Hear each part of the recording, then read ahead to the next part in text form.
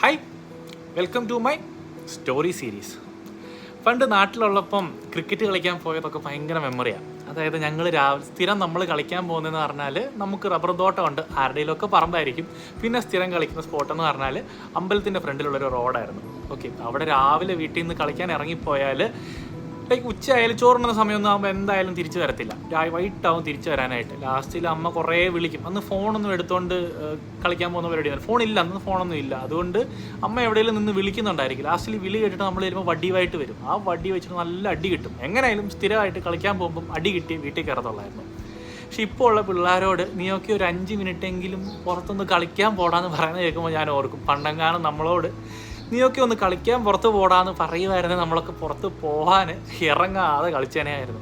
പിന്നെ ഒരു വലിയ സംഭവമാണ്, അമ്മയോട് ചോദിക്കും കളിക്കാൻ പോയിക്കോട്ടെ എന്ന്. അമ്മ പറയും അപ്പനോട് ചോദിച്ചിട്ട് പോയാൽ മതി. അപ്പം പറയും അമ്മയോട് ചോദിച്ചിട്ട് പോയി.